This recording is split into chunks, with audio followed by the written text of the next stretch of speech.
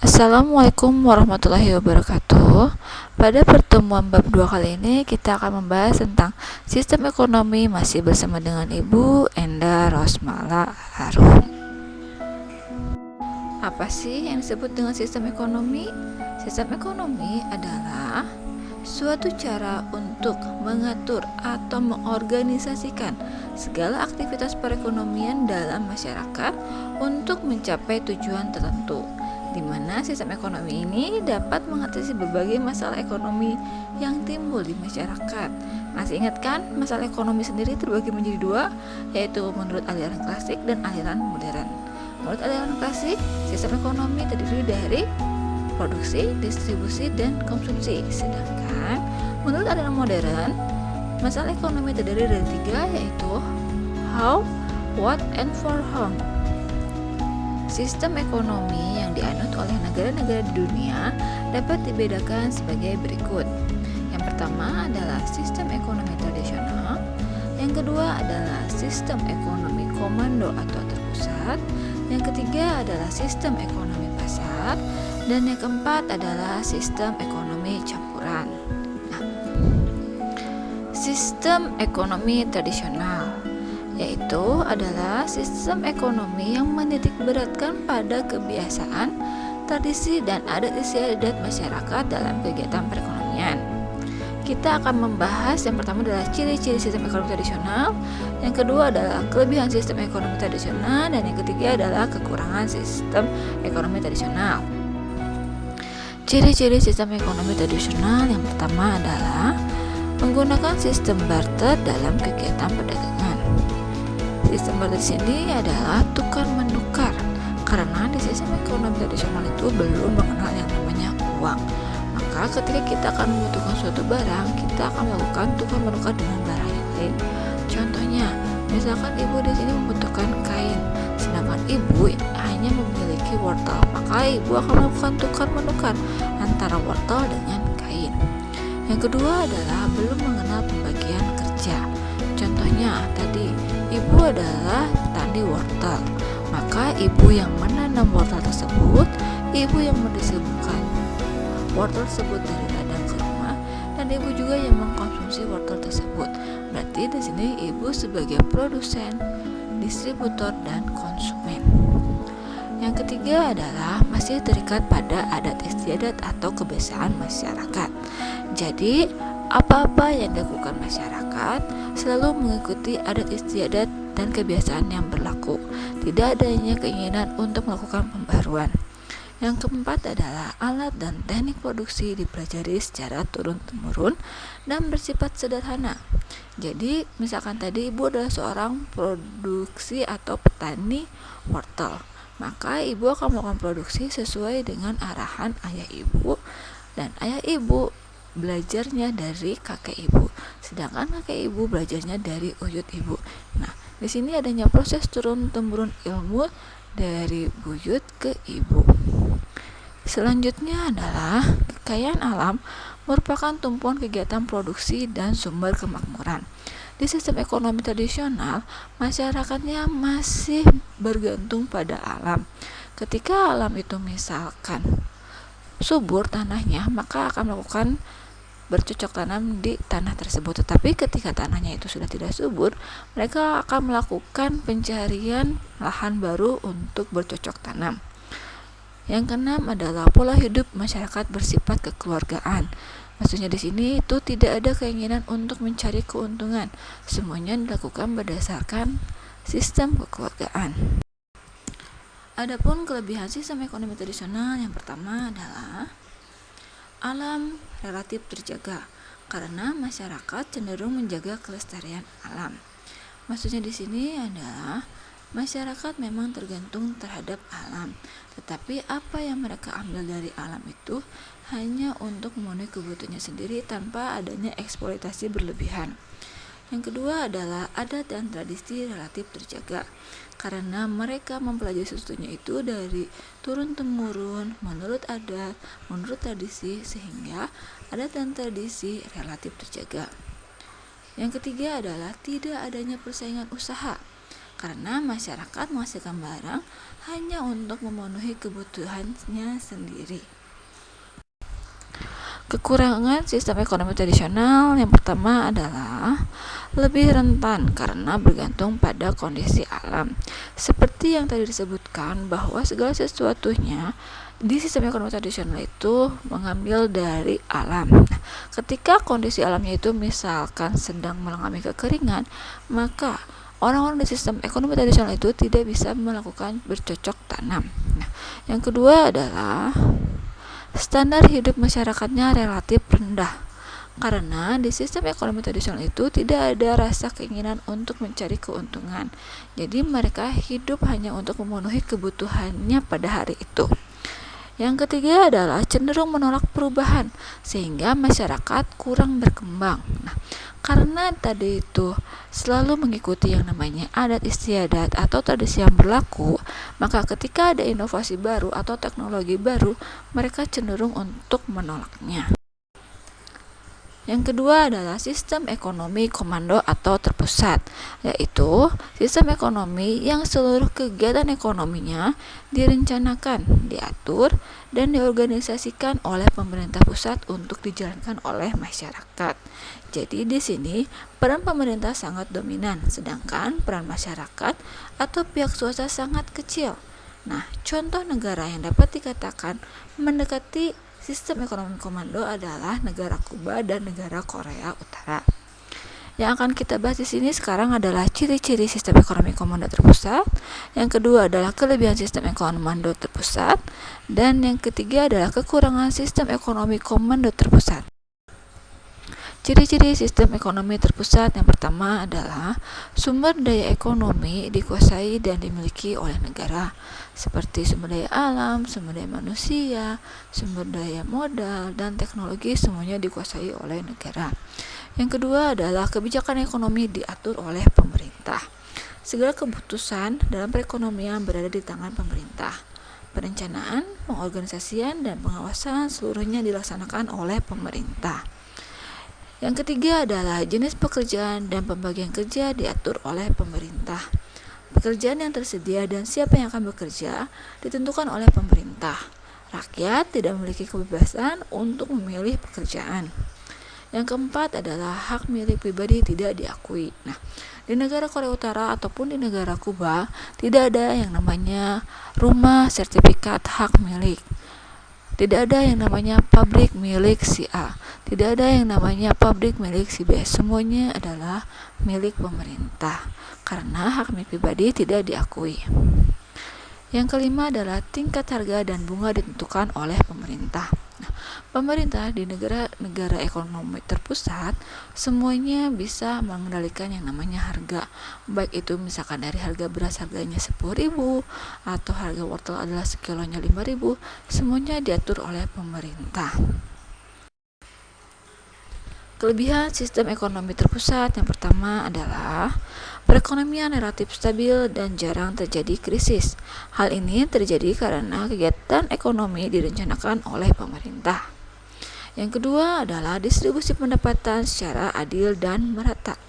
Hal ini terjadi karena pekerjaan yang tersedia dan siapa yang bekerja telah ditentukan oleh pemerintah. Yang ketiga adalah pengendalian dan pengawasan tingkat harga dapat dilakukan dengan mudah oleh pemerintah karena yang menentukan harga dan bunga adalah pemerintah. Yang keempat adalah distribusi barang-barang produksi diatur oleh pemerintah. Distribusi barang dari kota ke desa atau dari desa ke kota semuanya diatur oleh pemerintah. Kekurangan sistem ekonomi komando atau terpusat yang pertama adalah daya kreasi perorangan tidak berkembang atau mematikan inisiatif individu untuk maju sebab segala kegiatan ekonomi diatur secara terpusat. Yang kedua adalah sering terjadinya monopoli yang merugikan masyarakat. Hal ini terjadi karena tingkat harga pekerjaan dan segala macamnya diatur oleh pemerintah. Yang ketiga adalah masyarakat tidak memiliki kebebasan dalam memiliki sumber daya.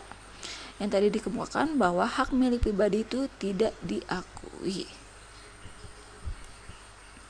Yang keempat adalah barang yang didistribusikan tidak sesuai dengan kebutuhan masyarakat. Misalnya tadi, pemerintah mendistribusikan pakaiannya kemeja, sedangkan keinginan masyarakat adalah memiliki pakaian kaos. Yang ketiga adalah sistem ekonomi pasar. Sistem ekonomi pasar adalah sistem ekonomi di mana masyarakat diberikan kebebasan untuk menentukan dan mengatur kegiatan ekonomi sesuai dengan tingkat kemampuan tanpa ada campur tangan pemerintah. Pemerintah hanya mengawasi dan melakukan kegiatan ekonomi yang berhubungan dengan penyelenggaraan negara. Adapun negara yang melakukan sistem ekonomi pasar, contohnya adalah Amerika Serikat dan Inggris. Yang akan kita bahas di sini adalah ciri-ciri sistem ekonomi pasar, yang kedua adalah kelebihan sistem ekonomi pasar, dan yang ketiga adalah kekurangan sistem ekonomi pasar. Adapun ciri-ciri sistem ekonomi pasar, yang pertama adalah semua alat dan sumber produksi dikuasai oleh perorangan. Masyarakat diberikan kebebasan tanpa batas untuk memiliki sumber-sumber produksi. Yang kedua adalah adanya pembagian kelas dalam masyarakat, yaitu kelas pemberi kerja atau pemilik sumber daya produksi dan kelas pekerja. Yang ketiga, kegiatan ekonomi didasarkan untuk mencari keuntungan. Yang keempat adalah adanya persaingan usaha. Timbulnya persaingan adalah sebagai konsekuensi adanya kebebasan memiliki sumber-sumber produksi, maka timbullah persaingan dalam mengejar keuntungan. Yang kelima adalah pemerintah tidak campur tangan secara langsung dalam kegiatan ekonomi, karena pemerintah hanya mengawasi saja. Adapun kelebihan sistem ekonomi pasar, yang pertama adalah menumbuhkan inisiatif dan kreativitas masyarakat dalam mengatur kegiatan ekonomi. Masyarakat tidak perlu lagi menunggu komando dari pemerintah. Yang kedua adalah setiap individu bebas memiliki kekayaan dan sumber daya produksi. Hal ini mendorong partisipasi masyarakat dalam perekonomian. Yang ketiga adalah menghasilkan barang-barang bermutu tinggi, karena barang tidak bermutu tidak akan laku di pasaran. Yang keempat adalah efisiensi dan efektivitas tinggi, karena setiap tindakan didasarkan atas motif ekonomi agar keuntungan yang didapat lebih besar. Adapun kekurangan sistem ekonomi pasar, yang pertama adalah sulit melakukan pemerataan pendapatan. Hal ini terjadi karena persaingan bersifat bebas. Pendapatan jatuh kepada pemilik modal atau majikan. Golongan pekerja hanya menerima sebagian kecil daripada pendapatan. Yang kedua adalah pemilik sumber daya produksi mengeksploitasi golongan pekerja, sehingga orang kaya semakin kaya dan orang miskin semakin miskin. Yang ketiga, sering muncul monopoli yang merugikan masyarakat. Yang keempat, sering terjadi gejolak dalam perekonomian karena kesalahan alokasi sumber daya oleh individu. Sistem ekonomi campuran adalah suatu sistem di mana pemerintah dan masyarakat saling berinteraksi untuk memecahkan masalah ekonomi. Kegiatan ekonomi masyarakat diserahkan kepada kekuatan pasar, namun sampai batas tertentu. Pemerintah tetap melakukan kendali dan campur tangan. Tujuan pemerintah dalam melakukan campur tangan adalah agar perekonomian tidak lepas kendali dan tidak hanya menguntungkan pemilik modal besar. Kita akan membahas tentang ciri-ciri sistem ekonomi campuran, terus kelebihan sistem ekonomi campuran, dan kekurangan sistem ekonomi campuran. Itu tentang ciri-ciri sistem ekonomi campuran. Yang pertama adalah pemerintah dan swasta bersama-sama melakukan kegiatan perekonomian.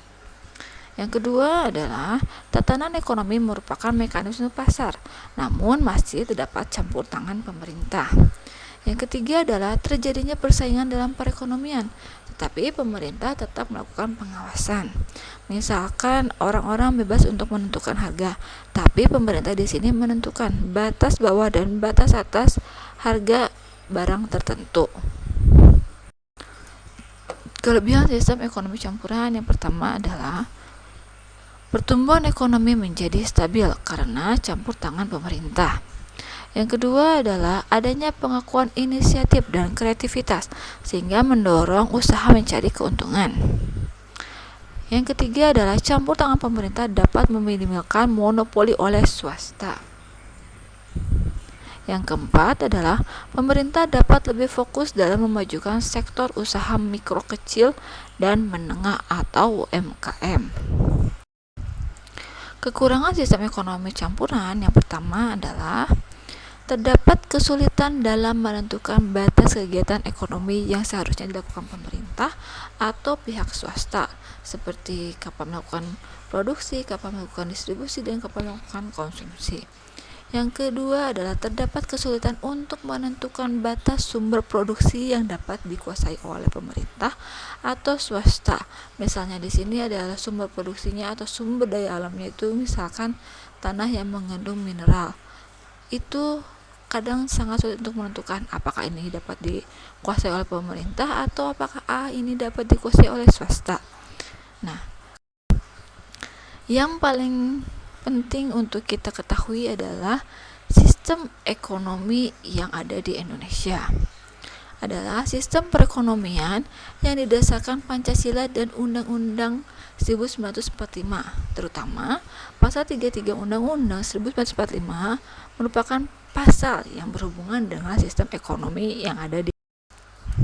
Adapun karakteristik perekonomian Indonesia yang pertama adalah perekonomian disusun sebagai usaha bersama berdasarkan asas kekeluargaan. Maksudnya di sini adalah saling bantu-membantu atau saling tolong-menolong dalam kegiatan ekonomi.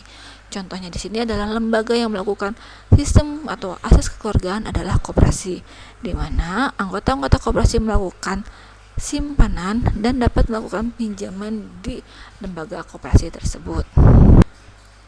Yang kedua adalah cabang-cabang produksi yang penting bagi negara dan yang menguasai hajat hidup orang banyak dikuasai oleh negara.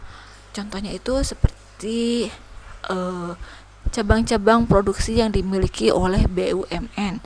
Contohnya Bio Farma, Pertamina, terus PT KAI. Itu adalah cabang-cabang produksi yang penting. Makanya cabang-cabang tersebut harus dikuasai oleh negara.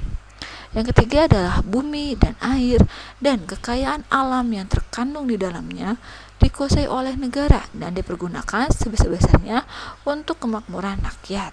Contohnya di sini adalah wilayah-wilayah yang memiliki hasil bumi yang tinggi, contohnya minyak bumi, batu bara, emas, dan lain sebagainya itu harus dikuasai oleh negara dan dilakukan atau dipergunakan sebesar-besarnya untuk kemakmuran rakyat. Yang keempat adalah perekonomian nasional diselenggarakan berdasarkan asas demokrasi ekonomi dengan prinsip kebersamaan, efisiensi, keadilan, berkelanjutan, berwawasan lingkungan, kemandirian, serta menjaga keseimbangan, kemajuan, dan kesatuan ekonomi nasional. Nilai-nilai dasar perekonomian Indonesia yang pertama adalah ketuhanan, yaitu roda kegiatan ekonomi bangsa digerakkan oleh rangsangan ekonomi, sosial, dan moral. Yang kedua adalah kemanusiaan, yaitu kehendak kuat warga masyarakat untuk mewujudkan pemerataan sosial, tidak membiarkan terjadi dan berkembangnya ketimpangan ekonomi dan kesenjangan sosial. Yang ketiga adalah kepentingan nasional.